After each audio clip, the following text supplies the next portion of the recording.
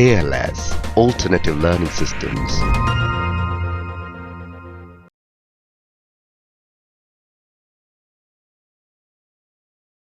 Financial Stability and Development Council. In fact, recently, in the third week of June 2019, the Finance Minister, Nirmala Sitharaman, chaired the meeting of the Financial Stability and Development Council meeting. In fact, the question which we should know is what is this council and what is its status and what are its functions. So, it may be a straightforward topic related to the various organizations and commissions and councils, statutory as well as non-statutory, which are created by the through the constitution or through an act of parliament. This is where the question may be coming in the paper 2 of the main exam. So, in this particular question, this Financial Stability and Development Council was constituted in December 2010 and it was set up to strengthen and institutionalize the mechanism for maintaining financial stability, enhancing inter-regulatory coordination and promoting financial sector development.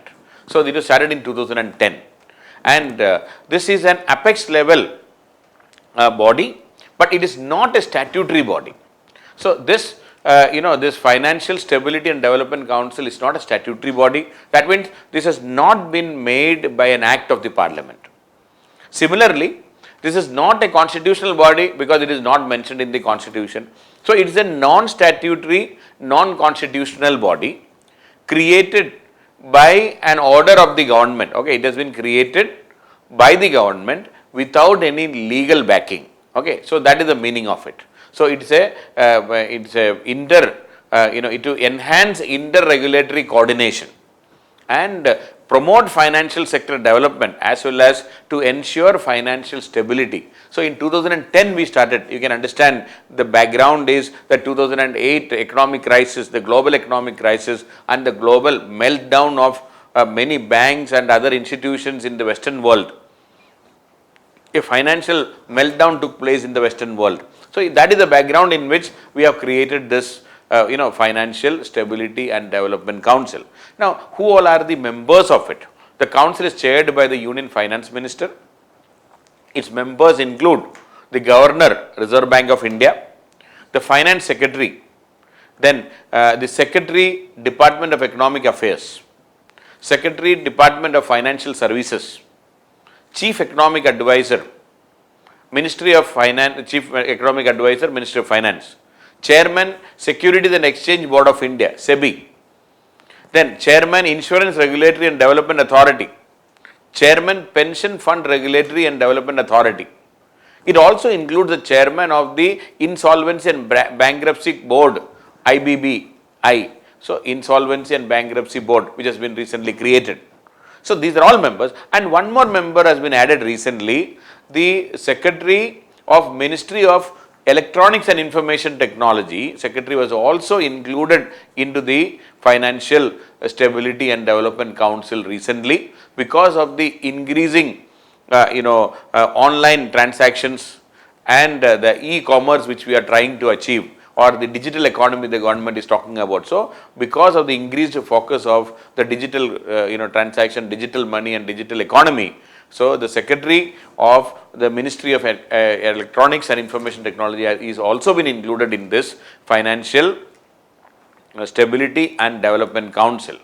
And what is its function or what is the purpose? The purpose is coordination, I already told. So, the council deals with many aspects including issues relating to financial stability, of course, financial sector development, inter-regulatory coordination, which I already mentioned already, then financial literacy, how to improve the financial literacy, financial inclusion is a major concept in our country. In fact, India's economic development, one big issue about economic development of the country is we are unable to include the various marginalized sections of the country in the financial, the economic growth which is happening. We are claiming that our economic growth is more than 7%, but is it reaching out to the poorest of the poor? That is a big challenge faced by the country. So, financial inclusion is a big aspect of our, it's a big challenge in our country right now. and also the macro prudential supervision of the economy, including the functioning of the large financial conglomerates, the big fellows, the big fishes, are they properly under check? This is also part of it. So, various aspects including financial stability, finance sector development, interregulatory coordination, financial literacy, financial inclusion, and the supervision of the conglomerates, these are all part of the function of this particular council. But there is no separate funds allocated for this council for undertaking its activities. It is directly under the ministry right now. So, this is a non-statutory and non-extra constitutional body which is under the Ministry of Finance for financial stability and the development of the country, which is called Financial Stability and Development Council, FSDC. So, there is a potential, there is a possibility of asking a question on the institutions in India in paper 2, where this Financial Stability and Development Council can be asked, and there may be a broad question regarding the need for a better control or more control in the country in the present circumstances. Definitely, we need more regulation, regulatory mechanism should be robust. Our independent mechanism should be strong enough to keep a track on all the various economic activities in the country. Our institutions has to be strengthened. There is no doubt regarding this. The institutional autonomy and the strength will be the strength of our democracy in future, and it will be the strength of our economy also. In a growing economy, when we are looking at the market economy, we need a regulated economy rather than a free market economy. So, in that context, Financial Stability and Development Council can play a very crucial role, and the government also should strengthen such councils in a more effective way. So, a potential question for this year.